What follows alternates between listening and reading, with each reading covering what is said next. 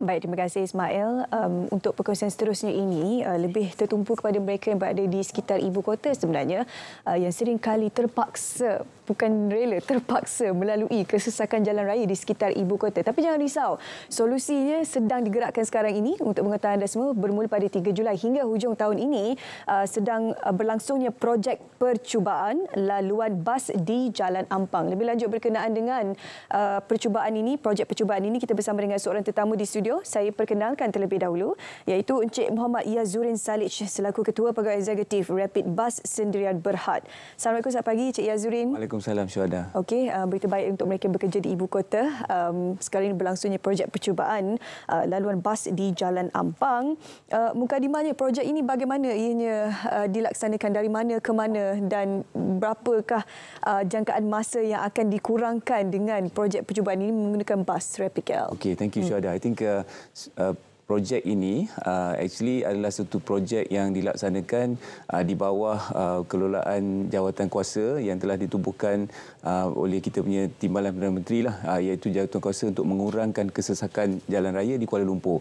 So actually projek ini satu projek percubaan di mana pengurangan kesesakan jalan raya itu kita nak cuba mengurangkannya dengan menggunakan public transport. Maknanya menukarkan orang daripada private to public transport. So program ini actually dilaksanakan dengan dia orang buat satu kontraflow di Jalan Ampang tu, dia ambil satu kontraflow. So kereta masih ada 2 lorong dan satu lorong dikhaskan untuk bas. Okey, bila kita laksanakan program ini, memang perjalanan untuk bas tu lebih cepatlah. Macam sebelum ini dia punya waktu perjalanan tu kalau daripada kawasan Ampang Pandan tu dia mengambil masa dalam sejam. Sekarang ni dengan adanya program ini dia boleh menjimatkan dalam 15 ke 20 minit. Ada juga one of the customer kita interview yesterday, dia kata sometimes dalam 30 minit pun dia boleh save time lah. So ini satu program di mana kita nak mengurangkan travel time untuk bas tersebut lah. So dalam masa yang sama kita sebenarnya perkhidmatan ni bas di Jalan Ampang ni kita ada 2 laluan, 303 dengan laluan 300. Sebelum ni kita guna dalam 25-26 bas, tapi semenjak program ini kita memang menambahkan bas lagi di situ sebanyak 31 bas dan kita tambah dalam 6-7 bas lah. Dari segi frekuensi sebelum ini kita dalam 7 minit satu bas, tetapi semenjak kita laksanakan ni because kita boleh travel lebih laju and also kita tambah bas tu, sekarang ni dalam maybe 3 minit satu bas akan sampai, lebih kurang kita punya target lah. So in a way jumlah bas sebelum ini dalam sejam dalam 12 bas satu bas akan sampai, sekarang ni dalam 26 bas kita target sejam. So generally itu dari segi frekuensi dan juga dari segi dia punya waktu perjalanan tu basically kita improve. And at the same time juga sebenarnya untuk kita juga sedia ada satu park and ride di LRT Ampang. So park and ride tu pun memang ada 1000 lebih parking yang boleh digunakan untuk penduduk Ampang, boleh park kat situ naik bas just in front of the park and ride tu.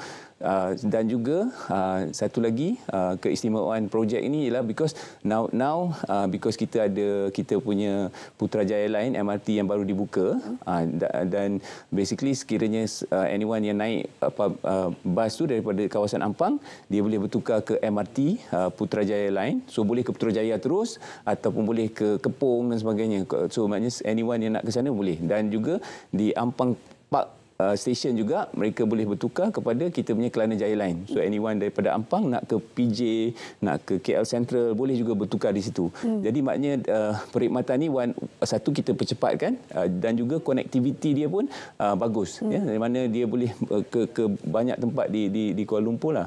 Jadi that's why kita nak cuba adakan program ini jadi untuk menggalakkan lebih ramai pengguna public transport lah. Setakat ini peratusan kejayaan program ini ialah program percubaan, tapi mesti ada targetnya untuk setiap percubaan ini. Adakah mencapai ataupun bagaimana? So far alhamdulillah seperti saya sebut dari segi operasi tu kita capailah yang kita target 3 minit satu bas tu memang kita capai. Tapi dari segi 3 minit tu waktu peak time saja ke atau so basically program ini memang waktu peak saja. Daripada kalau pagi laluan itu akan dibuka untuk kenderaan biasalah. Selepas off peak dia akan buat seperti biasa baliklah. Okey, peak time tu waktu daripada pagi sehingga pukul 9. Pagi sampai pukul 9, petang? Petang belum lagi. Petang percubaannya pagi sajalah. Buat masa ni pagi saja. Tapi memang kalau kita tengok pun petang pun sebelum ni pun hanya kesesakan tu kurang sikit sebab petang memang normally orang take time, dia tak ada rushing kan. So normally it's okay lah. Tapi dari segi kejayaan tu I would say memang dalam masa 2 minggu kita laksanakan ni memang kita dah nampak ada dalam 10% peningkatan. Sebab sebelum kita laksanakan ni total ridership kita untuk laluan Ampang ni adalah dalam 12,000, now dah sampai dalam 14,500. So it's an encouraging increase lah kita nampak.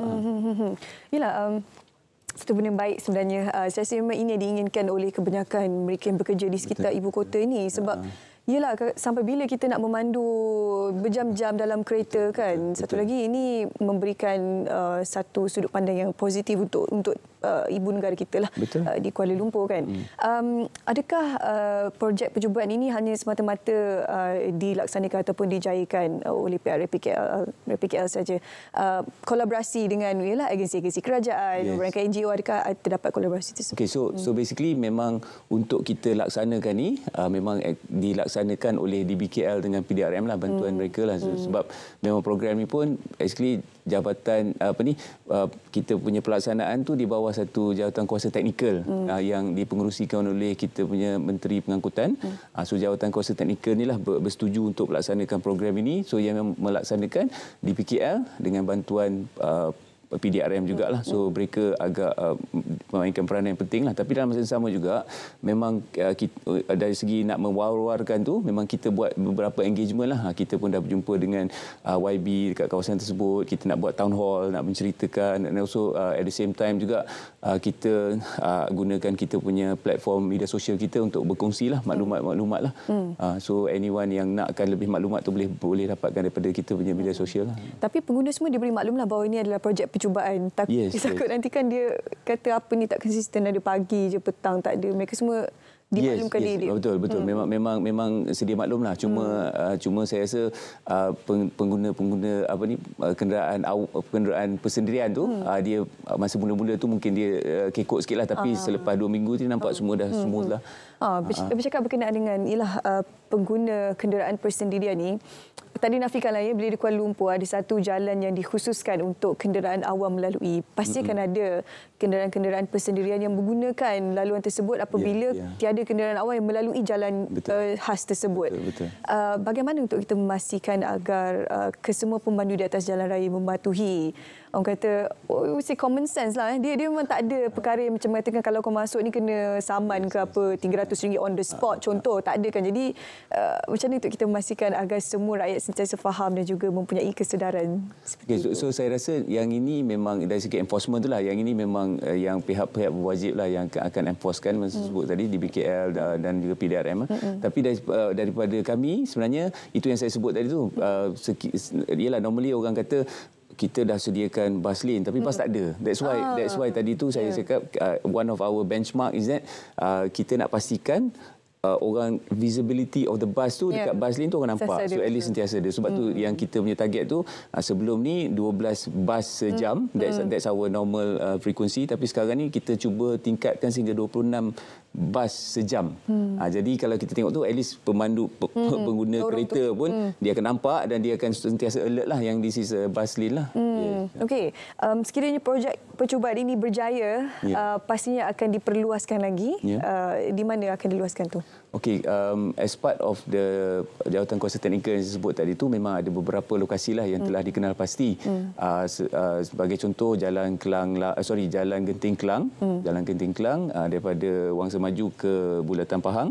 Lepas tu Jalan Kelang Lama, and also Federal Highway lah, Federal Highway dekat Jalan Syed Putra tu kan. So those ada 3 location yang kita earmark lah untuk projek sekiranya ini berjaya lah. Ini memang kawasan-kawasan hotspot jam lah ni kan. Sampai situ je sejam.